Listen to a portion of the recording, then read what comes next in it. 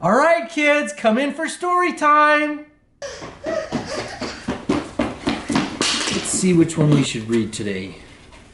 Ah, The Three Little Hippies, a classic.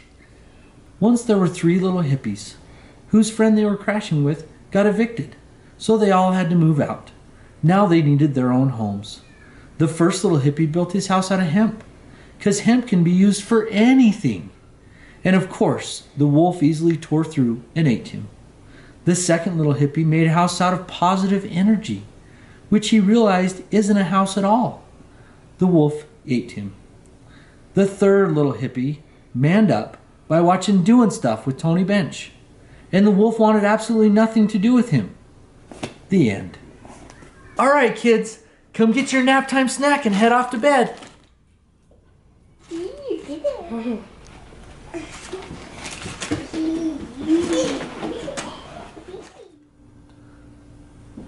Now that the kids are off to bed, let's get out and do stuff.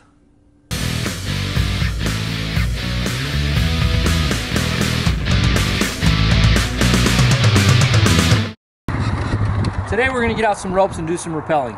Now, rappelling is mostly for fun, but it can be useful in life-saving situations. And you may be thinking, but Tony, what are the odds that I may ever need it?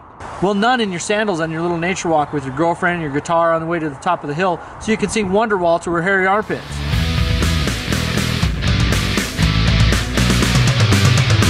I want to take some time to talk about gear.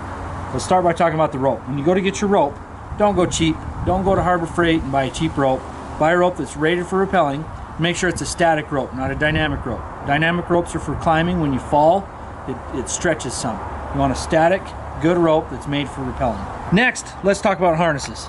You can buy a professionally made one, or you can make one out of webbing. I'm going to talk about these more later. I'm going to put them on. I'm going to show you how they work. But just know, if you spend a little bit more money, you're going to be a little bit more comfortable. I do want to tell you about the carabiner you're going to use. Get one that's rated for climbing.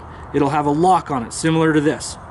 When you open it up, you'll see that it locks on the inside as well. It has a little tab here that the two lock together, and then a locking mechanism keeps it from opening. Rappelling is going to take a lot of energy and strength in your legs. So if you're eating kale and tofu, you're going to look real cute in your skinny jeans, but you're not going to make it off the mountain, unless you're Arthur. I like to bring some jerky. Now let's go find a place to rappel. When you're first starting out, you need a safe place to practice. In this case, we have a climbing wall that we built for the kids on the side of their treehouse. This treehouse has a solid tree running right up through the middle of it. That's where we tie off to. In rappelling, there's two types of harnesses you can use. One is a simple piece of webbing tied in a loop. The other is a professionally made harness. This is more expensive, it's a little easier to use, a little more comfortable, but they're both the same basic idea. Alright, we're going to start with the loop of webbing. Put it around your back, and then there's going to be a piece that hangs down between your legs. Reach down and grab that piece. And bring all three pieces together, and hook your carabiner into all three pieces.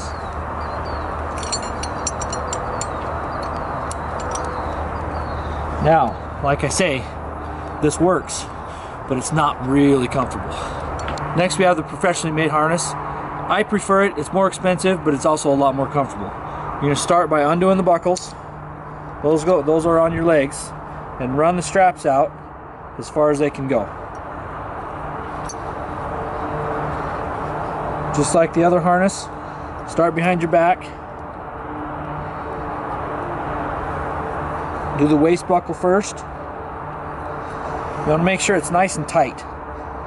Always with these, make sure that they're as tight as they can get. You're going to feel a little bit uncomfortable while you're putting it on, but I promise it will be more comfortable in the end. Now, make sure your leg straps are straight all the way around your leg. Buckle them in.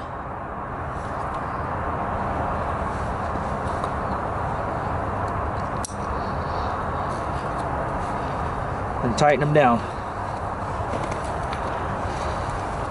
Once again, the tighter the better down here.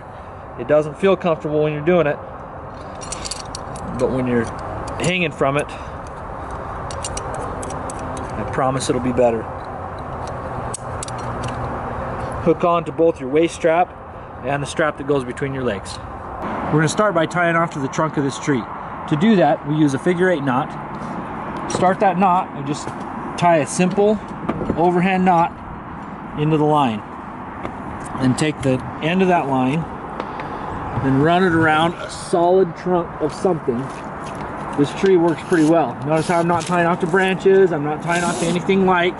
Even though a branch would probably hold me, the trunk of this tree will hold me. Now that you've got your overhand knot and the end of your rope went around the trunk of the tree, you take the tail of your rope after it's gone around the tree and follow the line that comes out of the knot. And you follow it around the whole knot, so bring it underneath, just parallel to the other rope as it goes in. And it goes around the outside and back through. That's called a figure 8 knot. It's a solid knot with a few sharp bends. The sharp bends are what hurts ropes. That is a solid knot that goes around a solid tree. Next, you're going to hook your figure 8 device into the rope. I'm right-handed, so I'm going to put the rope off to my right side. If you are left-handed, just do this opposite. Rope off to the right side and make a loop out of this rope. And take my figure 8, put the loop up through the figure 8, around the bottom of the figure 8, tighten it up, looks just like that, then hook it into your carabiner and lock your carabiner. This style of glove is only good for two things: repelling and peeing your pants. So today we're going to use them for repelling. Next, we got to back down off this ledge. The top of the ledge is the very hardest part of repelling. You got to lean way back, you got to trust your equipment. It's going to be against your nature, it's going to be difficult, and you're going to scare yourself. But that's the only way to do it. You got to back way out, and once again, I'm holding this behind me, I'm squeezing the rope. This hand is just guiding me. My right hand, the friction between my waist and between me holding the glove is what's keeping me from sliding down this. All right, I'm going to lean way out as far as you can in order to get over the ledge. And then I've got two little footholds here. I'm going to lean back farther. And I'm going to straighten my legs out. The straighter my legs and the farther I lean back, the easier it is to get down off the ledge. And then I'm just going to start walking. Once you're comfortable walking down the wall, you can bounce a little. And then you can bounce a lot. With a little more release of pressure, and we safely made it to the ground. Now all you got to do is change your underwear and get back up there to practice so you can get on a real mountain. With a lot of practice, you can be ready for anything.